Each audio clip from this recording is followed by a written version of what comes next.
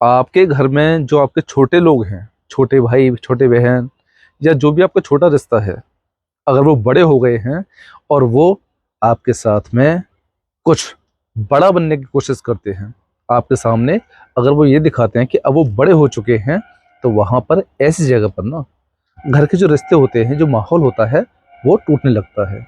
जो घर में मनमुटाव पैदा हो जाता है, उस घर में दरारें आ जाती हैं।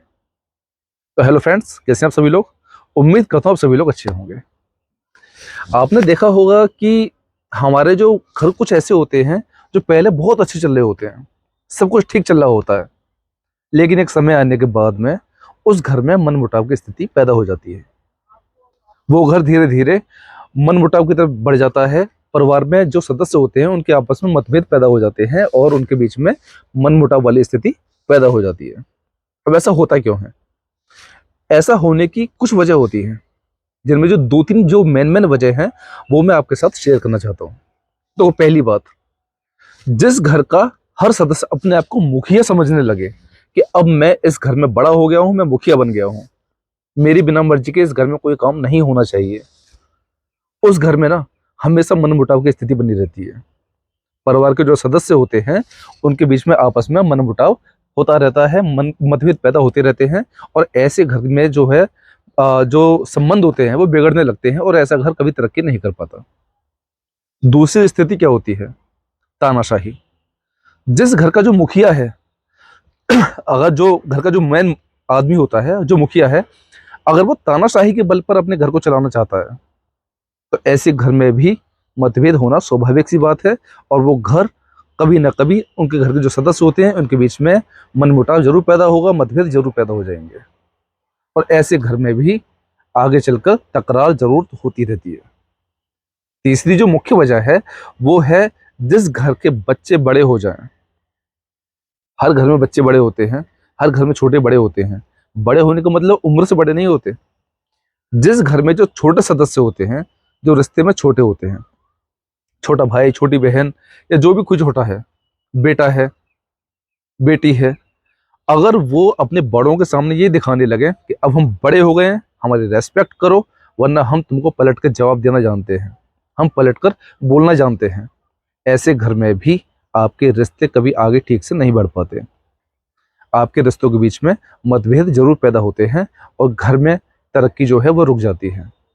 अब मैं आपको बता रहा हूँ बार बार तरक्की कैसे रुक जाती है, बार बार बोल रहा हूँ तरक्की रुक जाती है। ऐसा नहीं है कि आपकी नौकरी चली जाएगी, तरक्की रुक गई। तरक्की का मतलब होता है, जिस घर में सब लोग संगठित होकर रहते हैं ना, उस घर में हमेशा आपको एक नई ऊर्जा का एहसास होगा। उस घर में हर इंसान एक दूसरे की मदद के लिए तैयार होंगे। तो जिस घर में हर समय एक दूसरे की मदद करने के लिए तैयार है, अगर कोई एक परेशान है और दूसरा उसकी मदद करने के लिए तैयार है, वो उसको ये एहसास नहीं होने दे रहा कि भाई तुम मेरे से अलग हो, तो वो घर हमेशा आगे बढ़ेगा। और जिस घर में मतभेद पैदा हो जाए, केवल अपने बारे में सोचने लगे, मेरी कमाई, मेरा पैसा, मैं इसको अपने परिवार में खत्म करूंगा, अपने परिवार के लिए इस्तेमाल करूंगा, अपने और परिवार के सदस्यों के लिए नहीं, वो घर कभी आगे नहीं बढ़ पाएगा। तो जो मेन मेन जो वजह जो है वो मैंने आपको बताई है। पहली बात, एक दूसरे की ना रेस्पेक्ट बहुत ज्यादा जरूरी है। मैं भूल गया था बताना, रेस्पेक्ट बहुत ज्यादा जरूरी है हर रिश्ते में। छोटे बड़े की रेस्पेक्ट करना, बड़े छोटे की रेस्पेक्ट करना। लेकिन अगर कोई ये चाहे कि भाई मैं अब बड़ा हो गया हूँ, केवल मेरी रेस्पेक्ट करो, वरना मैं आपको पलट के जवाब देना जानता हूँ, तो वहां मतभेद होना स्वाभाविक है। तो कौन कौन सी वजह है? तानाशाही नहीं करनी है हमको अपने घर में, हमको परिवार है हमारा, तानाशाही नहीं चलानी है हमको। दूसरा, जिस घर में छोटे बड़े हो जाएं, छोटे अपने आप को ये दिखाने लगे कि अब हम बड़े हो गए हैं, अब हमारी रेस्पेक्ट करो, वहां भी परिवार नहीं चलता। ठीक है। तीसरा, जब घर में सारे ही मुखिया बन जाएं कि मेरी बिना मर्जी के इस घर में ये काम नहीं होगा, जब सारे के सारे ही मुखिया बन जाएंगे, तो वहां भी घर में मतभेद होना बहुत ज्यादा, मतलब बहुत ज्यादा क्या, होना ही शुरू हो जाता है, मतभेद बहुत ज्यादा बढ़ जाता है। और बढ़ना स्वाभाविक भी है। अब आप खुद ही सोचो कि एक मियान में दो तलवार नहीं हो सकती, तो घर के सारे सदस्य एक साथ मुखिया कैसे बन सकते हैं? है या नहीं? दूसरा, जो मेन पॉइंट है, हमको एक दूसरे के साथ में सबकी एक दूसरे की रेस्पेक्ट करनी चाहिए, और हमको एक दूसरे की परेशानियों को समझना चाहिए, उन पर टोंट नहीं कसना चाहिए। ठीक।